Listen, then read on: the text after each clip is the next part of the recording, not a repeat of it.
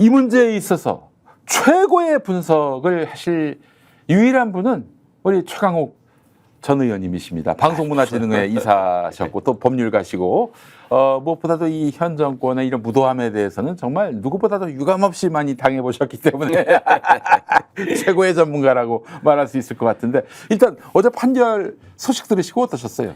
그 당연한 일이기도 하고 반가운 일이기도 한데 야 이런 당연한 판결을 보고 또 기뻐해야 되는구나.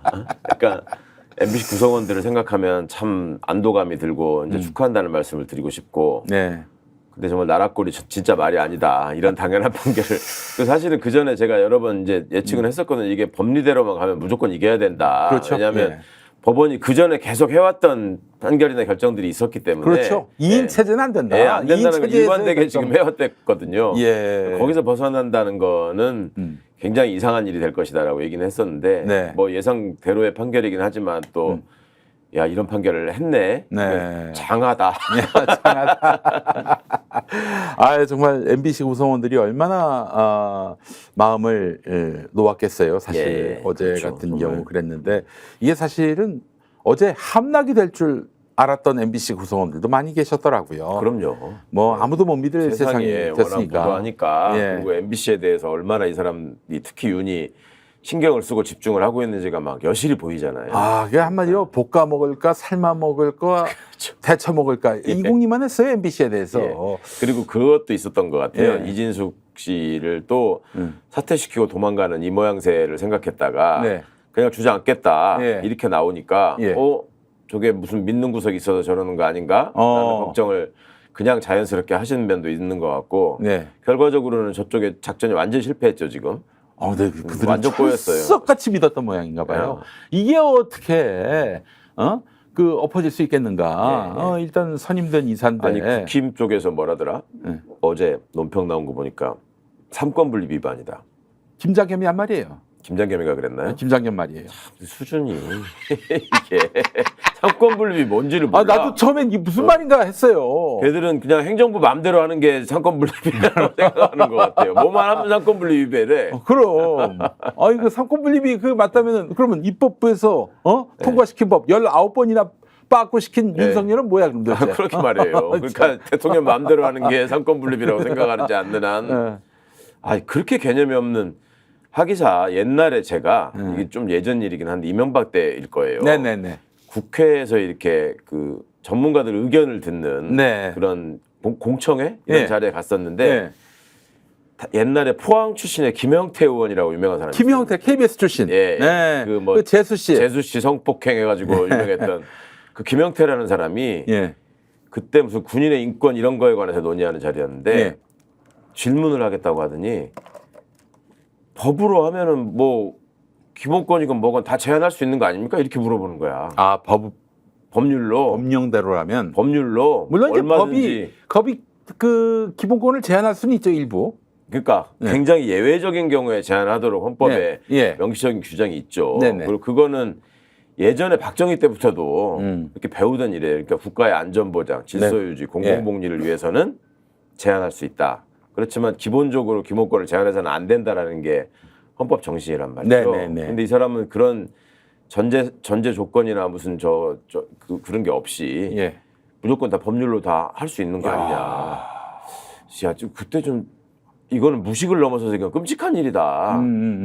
국회의원이라는 자가 법률로 뭐든지 할 수 있다고 생각을 하면 그게 히틀러 생각이거든요. 그렇죠. 그래서 그거에 대한 반성에서 그런 조항들이 현대 헌법들에 다 들어간 건데 제한할 수 없다라는 거니까. 근데 그것도 일부 그 제한 가능한 부분을 너무 남용해서 문제인데 뭐든지 할 수 있는 거 아니냐라는 얘기를 그거를 공식적인 석상에서 국회의원의 발언으로 물어볼 때 제가 너무 게다가 기가 막혔었는데 KBS 기자로서 장기간 근무를 했던 사람이 그런 얘기를 한다. 야 정말 참. 그게 이제 민주주의에 대한 인식 수준인 건데. 지금 이번에 뭐 이게 권력 분립에 위배된다라고 하는 말이 도대체 김장겸 잘 아시잖아요. 너무 잘 알죠. 제가 해임시켰던 사람이고. 그렇지. 예, 그래요. 김장겸으로서는 굉장히 뼈 아팠을 것 같기도 하고, 근데 김장겸하고 이진숙하고 별로 사이가 안 좋다는 그런 썰도 돌던데 맞습니까? 예? 그 사람들이 김장겸, 이진숙, 권재영 뭐 이런 사람들이 겉으로 볼 때는 다 한 배 타고 친한 사람들 같지만 다들 사이가 안 좋다고 유명했던 사람들이에요. 이거 풍문이 돌았어요, 그렇게. 여러 가지로 그 사람들 이해관계에 민감한 사람들이니까. 그렇죠, 그렇죠. 그런 이해 충돌이 많이들 그 전에 있어가지고. 예, 그래요. 속으로 좋아했을 수도 있었겠다. 이진숙이 아주 빅엿을 윤 정권에 매긴 셈이 된 거 아니겠습니까? 그렇잖아요. 뭐 아니, 이진숙이가 진짜 이동관 그리고 김홍일처럼 중도에 사퇴했으면 모를까. 그걸 통과시키고 나서 사퇴를 해야 되는데 사퇴하지 않고 버텼다가 결국은 이진숙은 못 자르게 된 거 아닙니까? 그렇죠. 그러면은 적어도 이진숙이가 헌법재판소 가가지고 각하토는 기각받기 전에는 이긴 체제로 갈 수밖에 없는 것이고. 그렇죠. 이게 이제 뭘도 결정할 수 없는 상황이 된 거예요. 무엇도 어느 무엇도 더 나쁜 짓을 하고 싶은데 무엇도 지금 할 수 없는 상황이 된 거고. 그다음에 이번 이제 가처분 결정이 권한에도 당연히 뭐 영향을 미치겠지만 헌법재판소의 탄핵소추 심판과 관련해서 맞아. 중요한 부분을 지적을 했어요. 법원 가처분 결정문에. 물론 이제 헌법재판관들이 한심한 사람들이 있어서 그게 얼마만큼 이제 받아들일지는 모르겠으나 그런 얘기 나오더라고요. 헌법재판소 가더라도 그 분명히 이진숙이가 위법한 것은 있었지만은 그렇다고 해서 방송통신위원장을 자를 만큼 중대한 사안이냐 이걸 따졌을 때는 그래도 이진숙이가 구제받을 길이 있지 않겠는가 이렇게 보는 분들도 없지 않더라고요. 그런 사람들이 상당히 있죠. 그리고 이제 업무 한 지가 뭐 하루 이틀밖에 안 됐는데 그 사이에 그거 했다고 뭐 이렇게 이제 생각하는 분들이 있는데 헌법재판소가 아마 그걸 기각시키려면은 그런 식의 논리 구사를 할 거예요. 아무래도 예전에 방송법 같은 거 막 이렇게 가서 대리 투표하고 이런 것들도 그냥 넘어갈 때 그렇죠. 했던 무슨 신박한 논리들이 있으니까 그런데 일단은 지금 가처분 결정문을 제가 전문을 다 꼼꼼히 보지는 못했지만 뻔히 이제 생각할 수 있는 법리가 그거거든. 이걸 방송통신위원회를 5명으로 구성한 이유가 있다. 그렇죠. 근데 그 이유 그 정신에 정면으로 위배된 것이다라는 거거든요. 2명이서 하는 게 불법이라는 건. 이 정도면 굉장히 위중한 건데. 그럼요. 그리고 이제 그 2명이라 했다는 게 명백히 불법이라고 하는 거는 방송통신위원회를 그렇게 구성한 이유가 방송통신의 공공성, 공정성, 중립성 이런 게 굉장히 중요하기 때문에 그런 위원회 시스템으로 가는 건데 그러니까 인권위원회도 그렇고 다 그래서 위원회로 하는 거거든요. 근데 그거를 완전히 그 정신을 훼손했다. 그러니까 그거는 바로 헌법 정신을 위반한 것이다라는 걸로 그냥 연결되는 논리거든요. 그러니까 이제 비교해서 말씀을 드리자면 지금 인권위에서는 무슨 일이 벌어지고 있냐면 법조항에 약간 차이가 있긴 합니다만 인권위원들도 상임위원들이 있어가지고 의결 체제란 말이에요. 거기도 5명일 거예요. 근데 거기는 3명 이상 출석해야 되고 3명 이상이 찬성해야지 의결하는 걸로 돼 있어요. 그렇군요. 그래서 지금 하는 짓들이 뭐냐면 윤석열이 임명한 자들이 출석을 안 해. 그리고 이따 의결하려고 그러면 나가버려. 무슨 인권침해 사안에 대해서. 여당 쪽 인사들이? 그렇게 해가지고 지금 결정을 못하고 있거든요. 그러니까 인권위원회가 결정하는 건 각종 인권침해 사례에 대해서 문제점을 지적하는 거잖아요. 지금 위원장은 송두환 위원장이라고 문재인 정부에서 임명되신 분이죠. 굉장히 또 그러니까 위원들이 바뀌지 않았습니까? 이제 임기 마치신 분들이 차례차례. 그러니까 이제 그렇게 해서 의결 종족수를 채우지 않는 방법으로 그걸 방해하고 있거든요. 그런데 송두환 체제에서는 송두환 체제에서. 근데 지금 방통위에서는 완전히 반대로 하고 있단 말이죠. 그러니까 이 자들이 얼마나 무도한 집단인지를 그러니까 인권 의식을 고양하고 인권 침해에 대해서 그 구제를 해줘야 되는 인권위원회의 기능은 의결 종족수를 빌미로 무력화시키고 방통위에 있어서는 똑같은 위원회 구조인데도 불구하고 아니 이거는 위원장하고 한 명만 더 있으면 되는 거다. 그것도 대통령이 임명한 자들만 앉아가지고 그러고 있으니 합의제로서 사실상의 정족수가 있는데 5명인데 2명 갖고도 가능하다 이런 얘기를 하고 있어요. 방통위에서는. 그러니까 이거는 헌법 공부를 하지 않고 그냥 상식적으로 생각만 해봐도 헌법재판소 재판관들이 제대로 된 인간들 같으면 당연히 이것도 받아들여야 될 일입니다. 뭐 한 번이 됐건 10번이 됐건 간에. 근데 그 걱정을 또 해야 되는 거죠. 지금 인권위 차기 위원장이 파산 안창호 선생이라고. 그걸 또 참 그 사람도 참 자리 욕심이 예. 대단한 사람이에요. 어이구. 근데 보니까 그 양반이 심지어는 그 성적 소수자에 대한 혐오는 말할 것도 없고 진화론을 반대하는 창조론자. 우리 진화론을 가르치면 안 된다고 주님을 너무 열심히 잘 믿으시는 우리 파산 안창호 선생. 게다가 뭐 이제 언제나 이상한 소리 하면 늘 예상되는 검사 출신이고. 검사 출신이에요? 당연하죠. 이 사람이 그 기사는 못 보셨구나. 네. 이번에 좀 언급이 되던데 과거에 헌법재판관으로 임명이 됐을 때 임명되고 한 6개월도 안 지났을 거예요. 근데 이제 검찰총장이 바뀔 때가 됐어. 그러면은 검찰총장 후보군에 있는 사람들한테 검찰총장 후보자로서 저 인사검증 하는데 동의하느냐 그 제안을 하거든요. 거기에 동의를 해가지고 화제가 됐던 사람이에요. 그러니까 헌법재판관으로 있는데 나 저기 검찰총장 시켜줘 이랬다는 거죠. 취임한 지 6개월인가도 채 안 됐을 때 그러니까 한번 생각을 해보세요. 두 가지가 있죠. 이 사람은 검사 출신으로서 검찰총장이 무지하게 하고 싶었다. 그다음에 또 하나 헌법재판관은 6년을 하는 거고 검찰총장 2년 하는 겁니다. 그리고 그 소위 말하는 직급, 의전상의 직급은 똑같이 장관급으로 쳐주는 거예요.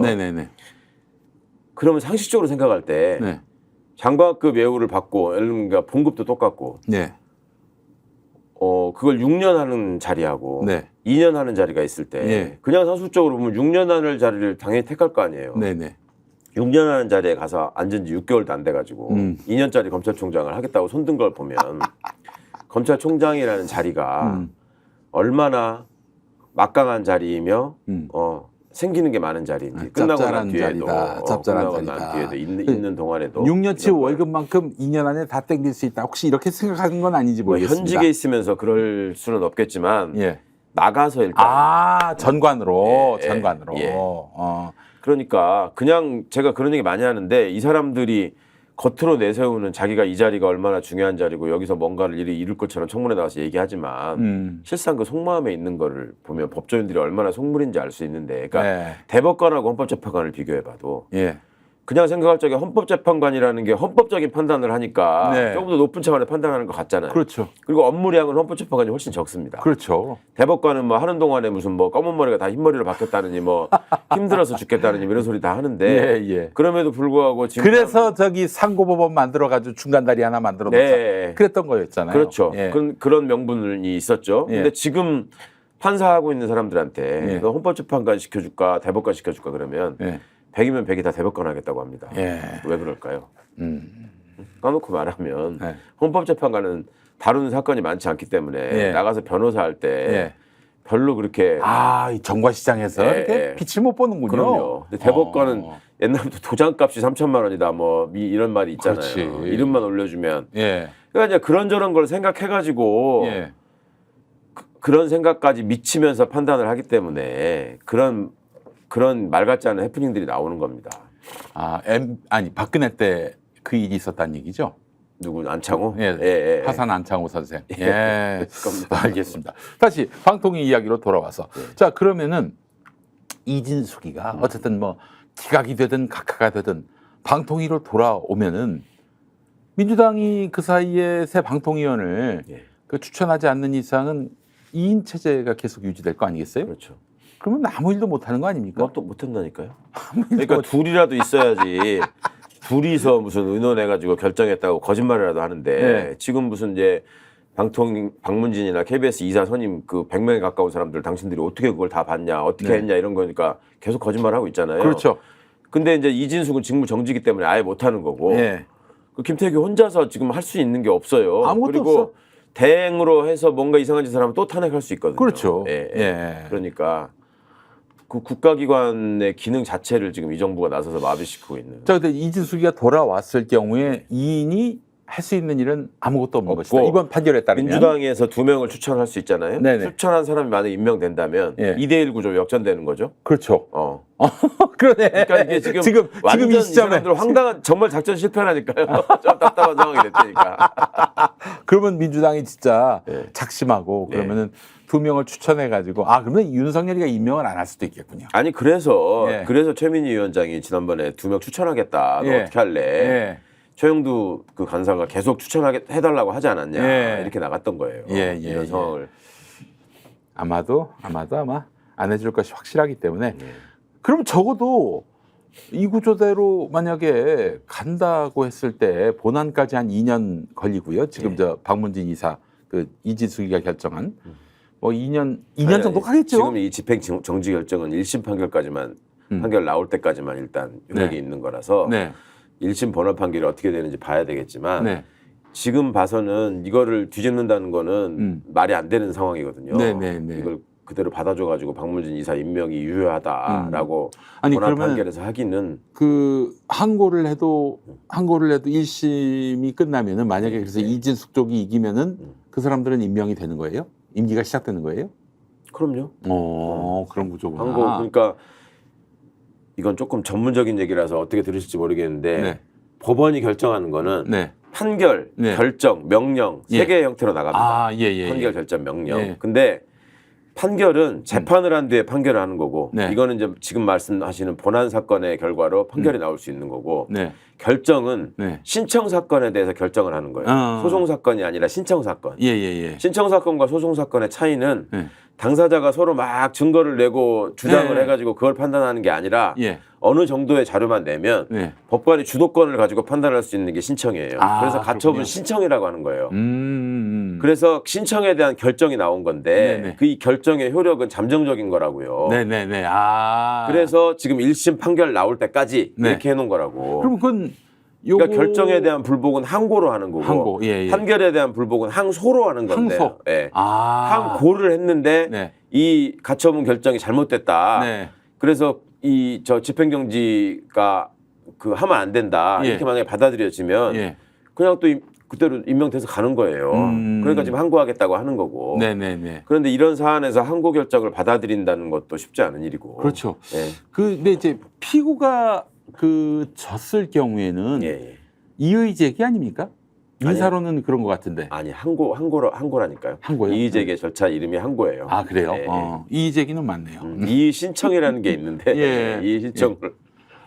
진짜 이게 너무 어렵다 법이 너무 어려운데 어쨌든 뭐 지금 보면은 워낙 이번 판결이 탄탄하고 어떻게 이거를 그 다르게 그 판단할 여지가 없게끔 어렵고 탄탄하게 만들어놨어요. 판결로 간다 하더라도 이거를 원고들이 진다는 거는 지금의 법리나 여러 상식적으로 볼 때 그렇게 상상하기 어렵고 그렇다면은 지금 말씀하신 것처럼 대법원 판결까지 갔을 때도 가서 설사 대법원에서 뒤집힌다고 하더라도 시간이 오래 걸릴 뿐만 아니라 대법원에서 뒤집힌다면 1심, 2심에서 예를 들어서 지금 이진숙이가 또 진단 말이죠.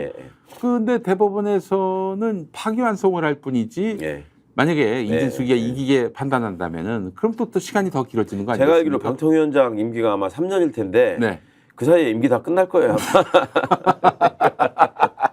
아니 그 이전에 윤석열 정권이 끝날 것 같은데 느낌에. 만약에 이제 1심 판결에서 진다. 원고들이니까 박문진 이사들이 진다. 현 이사들이. 그러면 이진숙이 이긴다. 이진숙이 이긴다. 그러면은 또 가처분 신청을 내야 돼요. 왜냐하면 1심 판결 때까지만 지금 효력이 있었으니까. 그렇죠. 그러면 1심 판결에서 우리가 본안에서 지면 가처분을 다시 냈을 때 안 받아줄 가능성이 있죠. 이게 이제 최악의 상황인데 지금 이제 가처분 결정문에 담겨 있는 어떤 그 이론적인 판단만 보더라도 그걸 뒤집는 게 굉장히 어렵다 말씀을 드린 겁니다. 나 굉장히 판결문 잘 썼다는 얘기가 많아요. 자, 그래서 제가 봤을 때는 MBC에 대한 장악 시도는 이제 불발로 끝나지 않겠는가 이런 생각이 드는 게 사실은 판사들이 그 법리만 갖고 판단하는 게 아니라 뭐 이런 현재 정치 환경 같은 거, 여론 동향 이런 것들도 면밀히 또 따져본단 말이죠. 많이 신경 쓰죠. 본인이 욕 안 먹는 게 제일 중요해. 그러니까 지금 봤을 때는 MBC를 이런 식으로 그 터무니없는 그런 결정에 따라서 이렇게 말하자면은 망가뜨리는 세력들에게 넘겨줄 경우에는 닥칠 그런 향후의 어떤 그런 파장들도 다 고려를 했을 것이고. 그리고 너무나 막무가내로 지금 저지른 일이라서 사실은 뭐 판결 쓰기가 굉장히 쉬운 사건이에요. 이런 사건. 그렇죠. 그러니까 절차를 그냥 완전히 형해화시켜 버렸기 때문에. 그렇죠. 이런 경우는 당연히 깨야 되는 거죠. 몇 가지 우리가 고려할 사안은 있긴 하지만 지금까지 흘러온 전개 상황을 종합적으로 고려했을 때 임기 내 MBC를 윤석열이 장악할 길은 없어졌다. 이제 사실상 무산됐다고 봐야 된다. 아, 이거 얼마나 감동적인 일입니까 이게? 이게 감동해야 될 일입니까? 참. 그게 아니, 진짜. 아니, 일이죠. 우리 저 최강욱 전 이사님, 방송문화진흥회 이사님은 쭉 보셨잖아요. 네. 이렇게 MBC를 저 무도한 세력들이 장악해가지고 망가뜨리는 거를 현장에서 직접 목도하신 분 아닙니까? 그러니까 아마 이 상황이 아주 남다르게 이렇게 비춰졌을 거라는 생각이 듭니다. 그러니까 이제 그런 제가 살면서 가장 끔찍했던 경험인데 방문진 이사로 6년 동안 있으면서 그런 사람들 상대해가지고 얘기를 했던 경험이 그리고 그 이명박근혜 정권에서의 그 MBC 임원진이라는 자들의 그 모습을 직접 봐야 된다는 게 너무나 끔찍한 경험이었는데 그런 일들을 다시 반복해야 한다는 거 그리고 그런 일을 저지를 사람들이 여전히 지금 멀쩡하게 고개 쳐들고 또 다니고 기어나와서 다니고 있다는 국회의원까지 되는 이런 참담한 상황. 그래서 진짜 진작에 이 사회의 뒤편으로 사라졌어야 될 사람들이 김문수, 이진수, 김장겸, 무슨 권재용 저희 다시 고개 축혀들고 김재철 나온 걸 보면 아니 그리고 MBC 내부에도 다음 또 사장 돼가지고 김재철 이상의 짓을 할 사람이 현재 지금 또 있다는 거 아닙니까? 그러니까 그게 너무 끔찍하죠, 진짜. 그들이 어제 굉장히 큰 쇼크를 받았다는 제 풍문을 들었습니다. 그렇겠죠. 본인들은 지금 뭐 나 다음에 뭐 해야 돼 지금 그 계산하고 있었을 텐데. 청명의 국장이 되나 한식의 본부장이 되나 이런 생각을 했던 자들에게 아주 빅엿이 됐다는 판결이었습니다. 그래요. 아 그때 그 일을 생각하면은 전 이런 생각 좀 들더라고요. 여기서부터 이제 뭐 종교적인 어떤 레토릭이라고 할 수 있을 텐데 우리 이용마의 혼이 상암동 MBC를 지키고 있다. 진짜. 그런 생각이 들더라고요. 이용마 기자를 정말 다시 떠올리게 합니다. 우리 용마 형이 정말 그 착하고 좋은 사람이 그 열정 때문에 정말 병이 생긴 건데. 아 참 너무 좋은 기자였어요. 우리 사회가 정말 그런 훌륭한 기자를 세상에 50세에 돌아가신 거 아닙니까? 그렇죠. 또 복직하시고 얼마 안 돼서. 저는 또 고향 후배기도 하고. 아 그러시죠 참. 그래서 더 저기 했는데 한번 이용마 기자 보러 간 적이 있어요. 댁으로.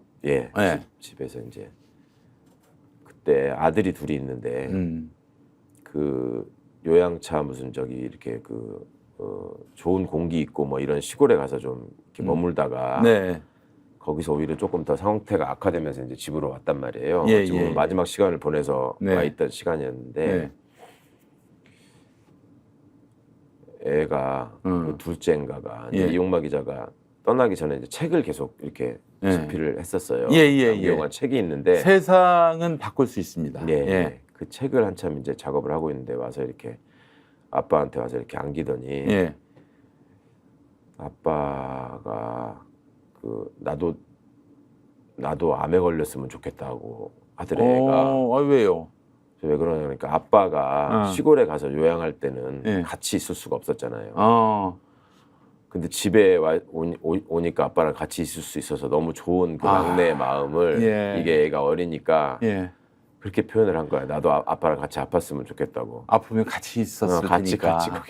아이고, 그 생각을 하면 너무 제가 근데 그 얘기를 너무 담담하게 엄마가 얘기를 하는데 아유 참. 저는 정말 우리 이용마 기자가 그 MBC 복직하면서도 사회에 완전히 아무도 사람들이 주목하지 않는 곳에서의 그 신음소리를 경청하고 보도할 줄 아는 MBC가 돼야 한다. 그러니까 그런 말씀도 했어요. 그런 동료가 있는데도 불구하고 MBC를 더 망가뜨리겠다고 준동하는 것들은 도대체 사람이라고 저는 간주해줘야 되는 건지. 그 인이라는 말 중에는 사람 인자도 있지만은 똥 인자도 있습니다. 그렇습니까? 똥 인자도 있습니다. 똥도 있어요.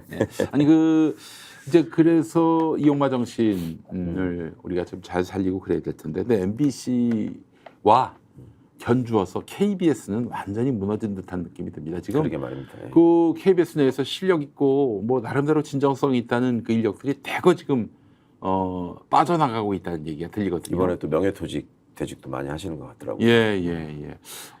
근데 사실 정권에 따라서 MBC는 지금 잘 지켜지고 있습니다만은 이렇게 아니 정권에 따라서가 아니죠. 저쪽이 집권만 하면은 이게 공영방송을 망가뜨리는데 이것도 방법이 없을까요? 진짜 언제까지 이렇게 뭐 정권만 바뀌면은 이게 뉴스 내용이 달라지고. 그래서 그렇게 하지 말자고 지금 방송사법 개정안을 올린 거 아니겠습니까? 네네. 그러니까 그거를 기어이 거부권을 행사하고 또 저런 난리를 치는 이유도 어떻게든 장악해가지고 뭐 본인들의 천년왕국을 만들어 보겠다. 그러니까 이 사람들은 그거잖아요. 지금 그러니까 빨갱이들의 이념에 오염돼 있는 이 사람들을 세탁해내야 된다. 아니 그러면은 본인들이 좀 더 도덕적이고 실력이 있고 창의력이 있고 그래야 되는 거 아닙니까? 그러니까 뭐 하나도 실력이건 생각이건 뭐 하나도 내세울 거 없는 자들이 글쎄 말이에요.